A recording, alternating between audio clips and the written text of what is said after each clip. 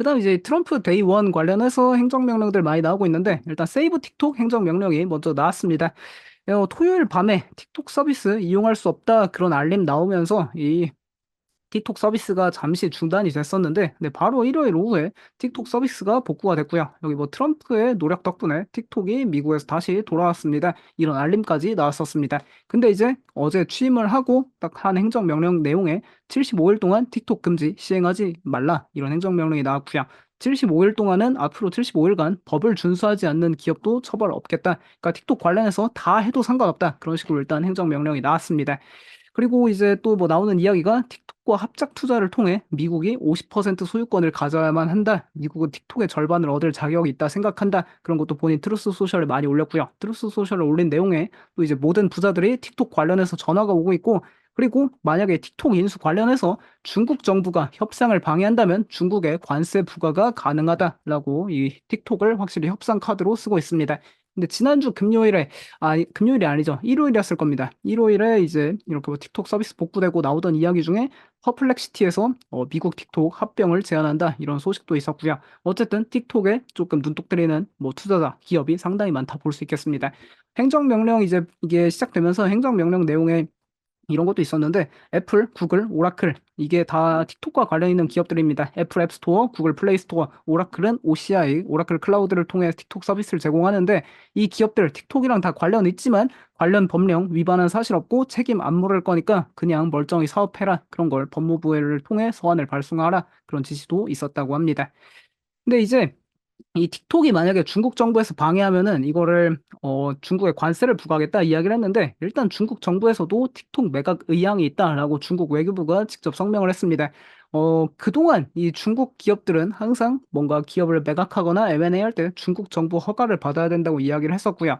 이전까지 중국 정부에서 틱톡 매각 이거 분명히 반대했습니다. 근데 외교부 성명에 따르면 민간 기업이 매각 합병 여부에 대해서는 스스로 결정이 가능하다라면서 알아서 해라 그런 식으로 이야기하고 있고요. 근데 이제 뭐 결국 틱톡 알고리즘이나 데이터 공유 관련해서 이 중국이 이거를 통제하지 않는다. 그걸 판단해야만 미국 정부에서도 합병을 승인하지 않을까 그렇게 보면 좋을 것 같고요.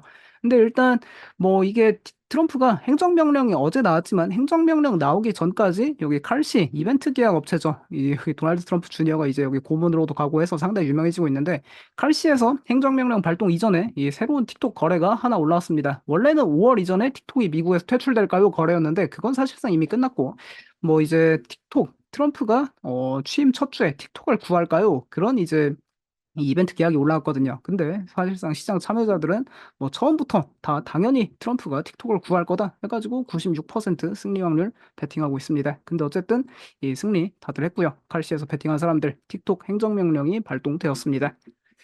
그리고 틱톡이 이제 뭐 부활하다 보니까 주식시장이 조금 움직이고 있는데 근데 뭐 메타나 알파벳 요런 게 주가가 그렇다고 하락할 이유는 전혀 없다고 볼 수 있겠고요. 왜냐면 이게 뭐 틱톡 금지되면은 분명히 틱톡에 광고하던 수익들 다 메타 인스타그램에 오고 유튜브 쇼츠에 간다 그런 이야기는 있었는데 근데 뭐 금지하면은 더 좋아졌을 뿐이지 이걸 금지 안 한다고 뭐 메타에 악영향을 미친다, 알파벳에 악영향을 미친다 그런 거 전혀 아니기 때문에 사실상 뭐 주가에 그렇게 영향을 미칠 이벤트는 아닌 것 같습니다. 근데 반면에 틱톡 없어진다고 주가 하락했던 기업들은 분명히 있죠. 오라클이 틱톡을 최대 고객으로 두고 있고, 뭐 듀오링고 같은 경우에는 이 틱톡 마케팅 세계에서 워낙 잘하고 있는데, 근데 물론 최근엔 틱톡 없어진다 하니까 이제 샤오홍슈 그것도 마케팅하면서 더 잘 되고 했는데, 어쨌든 다시 틱톡 돌아온다 하고, 또 샤크닌자도 틱톡에서 닌자 키친 관련해서 팔로워 상당히 많고, 닌자 키친 마케팅 상당히 적극적으로 펼치고 있습니다. 이런 기업들 어쨌든 또 체크해보면 좋을 것 같고요. 근데 이제 이 틱톡 관련해서는 사실상 뭐 이제 뭐 별거 또 아닌 이슈다 그렇게 볼 수 있겠고 사실 가장 중요한 이제 행정명령 중 하나는 첫날 데이원 행정명령에서 가장 중요한 건 미국 에너지 해방 행정명령이었던 것 같습니다. 여기 행정명령 관련해선 백악관 홈페이지 들어가면은 다 나와서 다 읽어볼 수 있고요. 근데 이제 내용을 보니까 국가에너지 비상사태 행정명령 서명을 했고 여기 이제 나오는 내용 중 하나가 알래스카 해양시추 보호 조치 철회를 포함하고 있습니다. 그러니까 이제 뭐 시추 현재 알래스카 관련해서도 바이든 행정부에서 조금 많은 규제가 있었는데 그것도 다 풀어준다. 알래스카에서 시추해가지고 어디다 쓰냐? 이거 아시아 태평양 동맹국에다가 LNG 팔기 위한 목적이다. 그런 이야기하고 있고요. 결국 인플레이션을 낮추는 미국 국민을 위한 가격이 낮아질 것이다. 그리고 외에는 이제 뭐 풍력 발전 위한 연방 토지 임대 금지가 있었는데, 근데 뭐 그 전에 이미 트루스 소셜에 올렸었죠. 자기 임기 동안 풍력 발전 단 한 대도 짓지 못할 거다 이야기했으니까 뭐 당연한 수순이었다 볼 수 있겠고, 전기차 의무도 폐지됐습니다. 이 행정명령에 다 적혀 있고요.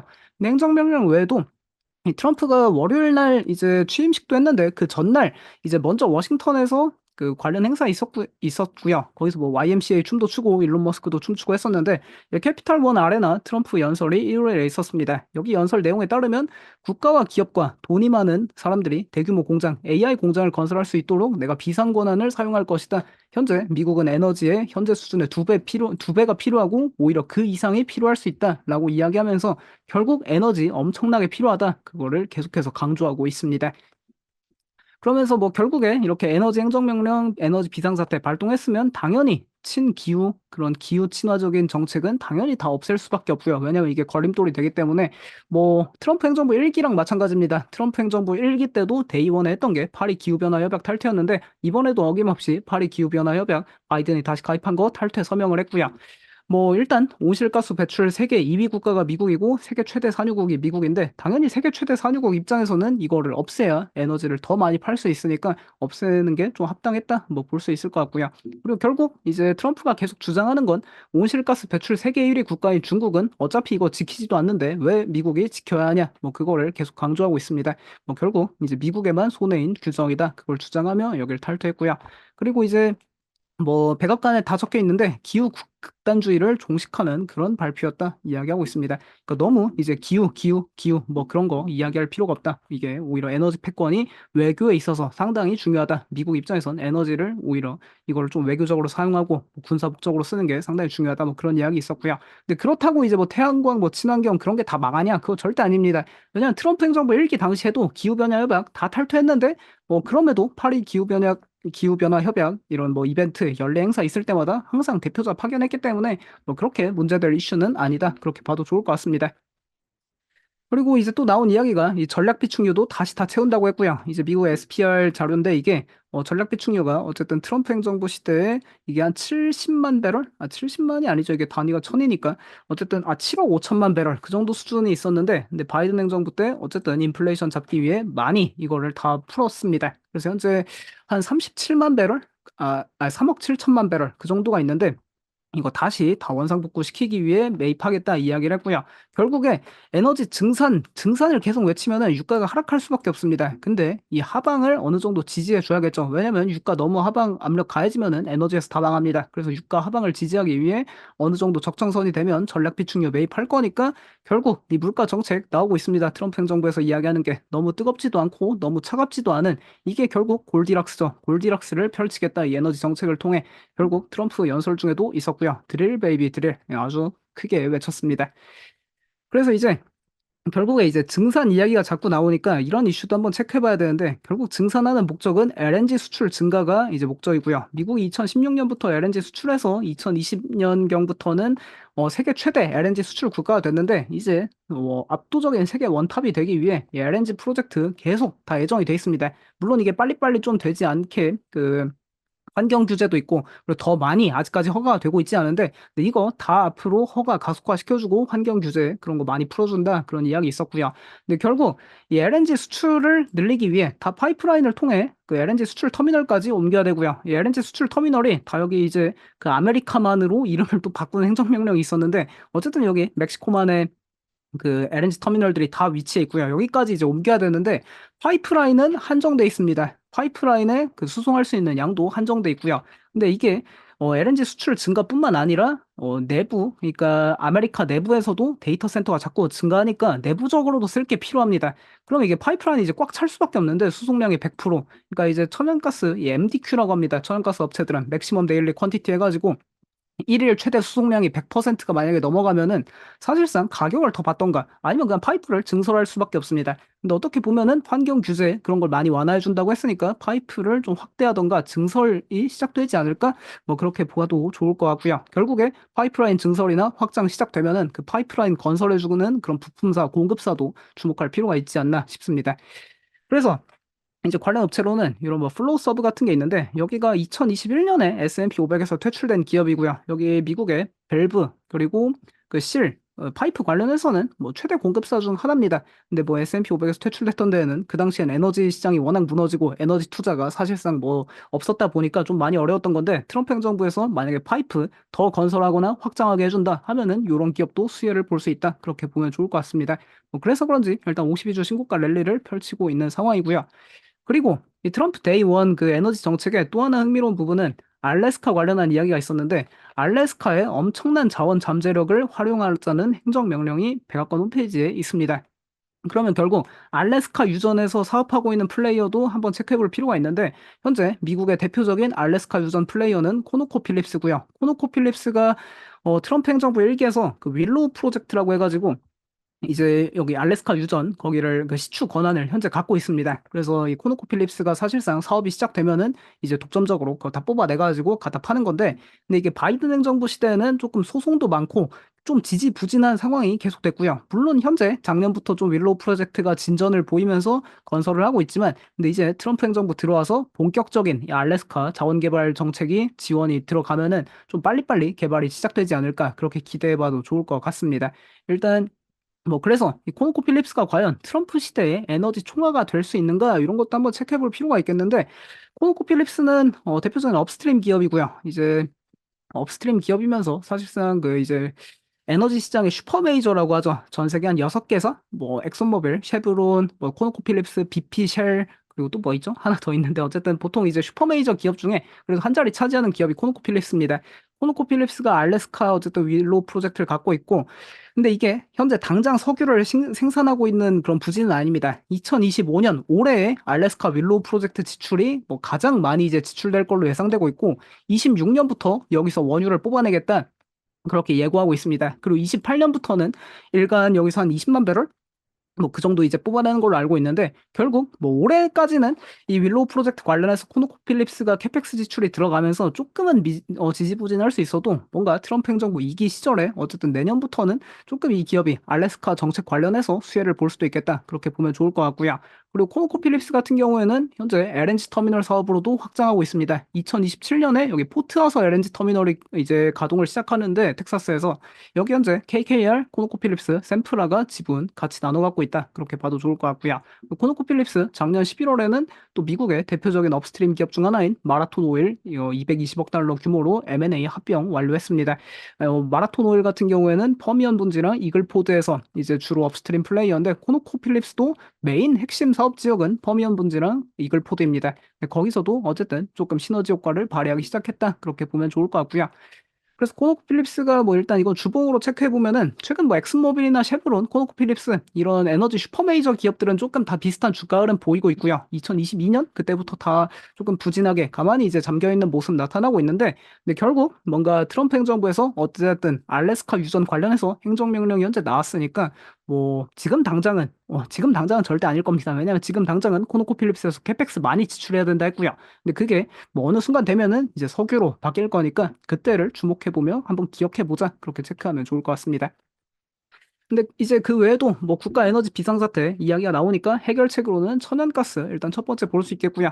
뭐 항상 이렇게 트럼프 행정부 정책의 이런 지정학적 에너지 이슈를 볼 때는 이 셰일 혁명을 이해합니다. 셰일 혁명 때문에 미국이 세계 경찰을 포기했고 이제 다 자기들끼리 잘 먹고 잘 살자. 그게 결국 이 셰일 혁명 때문인데 미국 화석연료 계속 증산할 수밖에 없는 상황이고요. 그래서 관련 기업들로 뭐 지버너바, 뭐 셰니어 에너지, 킨더무건이나 타르가 리소시스, 뭐 EQT, 캄스탕 리소시스 이런 것들이 있는데 각각 뭐 좀 특징은 있습니다. 그 특징들 한 번씩 읽어보시면 좋겠다. 그렇게 보면 좋을 것 같고요. 그리고 뭐 SMR 관련한 이야기도 계속 나옵니다. 왜냐면은 크리스 라이트 에너지부 장관이 지난주에 상원 의회 청문회에 나가가지고 대형 원전은 건설이 어렵고 미국에는 차세대 원자로가 존재한다 라면서 SMR 이야기를 꺼냈었고요. 그래서 뭐 뉴스케일 파워나 오클로, 뭐 센트러스 에너지, 지버노바, BWX 테크놀로지스 이런 것들이 있는데, 근데 뭐 가장 빠르다고 하는 뭐 뉴스케일 파워도 2030년에 상업화 일단 이야기하고 있고, 뭐 오클로는 2044년까지 뭐 12기가와트 원자력 배치 이야기하고 있고, 뭐 지 버노바 같은 경우에도 여기 원자력 사업부인 지 히타치에서 2033년 그때 SMR 뭐 상용화 그런 거 이야기하고 있습니다. 어쨌든 좀 시간은 많이 걸리지만 어쨌든 뭐 방향성은 맞다 그렇게 보면 좋을 것 같고요. 그다음에 이제 트럼프 데이원 또 정책 중에 국경 시민권 관련한 행정명령도 많이 나왔습니다. 뭐 출생 시민권 폐지 행정명령 서명이 있었고, 그리고 이제 미국 멕시코 국경에 국가 비상사태 선포 있었습니다. 남부 국경에 병력 파견한다. 모든 불법 체류자들 어떤 형태로든 집에 돌아갈 거다. 뭐 그런 이야기 있었는데, 근데 결국 이제 골자가 뭐냐?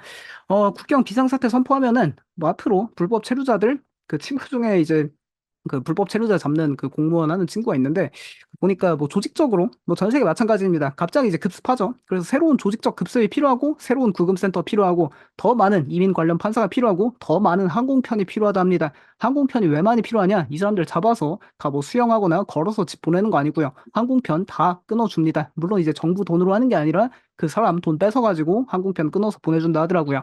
근데 이 불법 체류자 추방 작전 관련해서 항상 이 너무 학대 막 그러니까 잡을 때 막 나 학대 당했어요 막 그렇게 신고하는 사람들이 있으니까 학대 혐의를 피하려면은 결국 증거를 다 촬영해야 됩니다. 그 과정에서 이 엑손 바디캠 수요가 증가할 수밖에 없다 그렇게 볼 수 있겠고 그리고 불법 체류자 추방에 있어서 민간 항공편을 많이들 이용하고요. 현재 여행 수요도 폭발하고 있는 상황이라 항공기 자리 안 그래도 없는데 이 불법 체류자까지 추방하면은 결국 항공편 가격이 더 올라갈 수밖에 없다 그렇게도 해석할 수 있을 것 같습니다.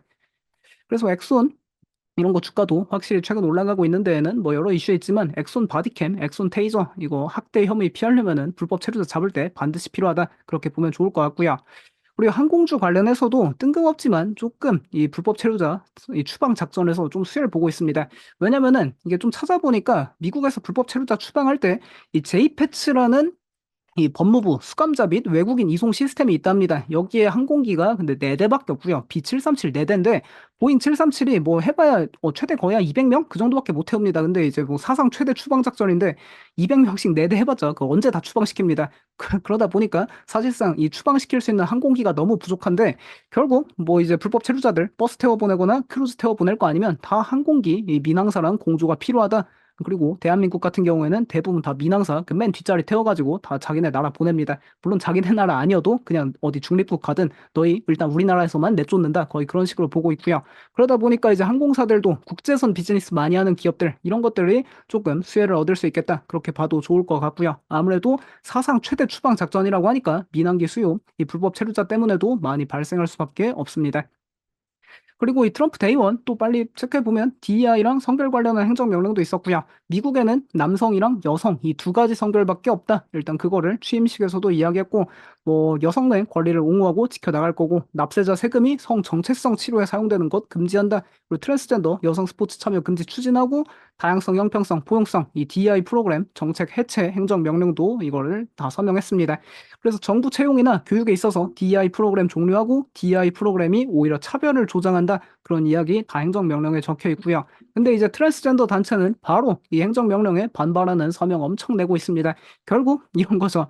뭐 행정명령 하지만 이 트랜스젠더 이미 세상에 있고 그 자꾸 뭐 제3의 성 이미 세상에 많이 존재하는데 그 어떡합니까? 결국 막을 수 없으면 그냥 그들을 이해하고 투자하면 됩니다. 결국 그들 뭐 이 세계적으로 자꾸 이 뭐 성은 앞으로 2개만 있다 이걸 이야기하고 뭐 다 맞고 하면은 만날 곳도 없지 않습니까? 결국 이 동성애 데이팅 어플 이런 게 잘 될 수밖에 없다 그렇게도 보면 좋을 것 같고요. 그래서 항상 이 DEI나 뭐 성별 관련 이야기 나올 때마다 이런 그라인더 같은 주식도 올라가는 게 다 이유가 있는 것 같다 그렇게 보면 좋을 것 같습니다. 세계 1위 게이 이 동성애 데이팅 어플이고요. 그다음 이제 데이원 그 외 이슈들 몇 개 있었는데 WHO 탈퇴 행정명령 발표했고 그다음 걸프 오브 멕시코를 걸프 오브 아메리카로 이름 바꾼다 그 행정명령도 나왔습니다. 이미 행정명령에 앞으로 미국만으로 불러라 그렇게 다 이름이 적혀 있고요. 그다음 뭐 취임식에서는 파나마 운하 환수할 거다 뭐 그런 이야기 있었고 중국에 대한 즉각적 관세 보류한다. 근데 100일 내에 중국에 방문해서 시진핑 주석이랑 이 회담도 좀 희망한다 뭐 그런 이야기도 있었습니다. 그리고 이제 이 관세 관련해서 중국은 일단 뭐 이 시진핑 방문해 그러니까 중국에 방문해서 시진핑이랑 회담해봐야 알 것 같은데 멕시코, 캐나다 관세 관련해선 2월 1일까지 뭐 조치가 없으면 25% 관세 그대로 할 거다 일단 겁박을 하고 있고요. 그 외에 뭐 화성에 성조기 꽂기 위해 우주 비행사 보낼 거다 그런 이야기도 있었고 코인 관련해선 아직은 명령 안 나왔는데 행정명령 뭐 나오지 않을까 그렇게 기대해봐도 좋을 것 같습니다. 그래서 뭐 중국 관련해서 일단 유화책을 보내니까 오늘 이런 뭐 KWEB 같은 중국 ETF도 주가가 일단은 상승하고 있고요. 결국 뭐 근데 중국 관련해서는 뭐 시진핑 만나 봐야 알지 않겠습니까?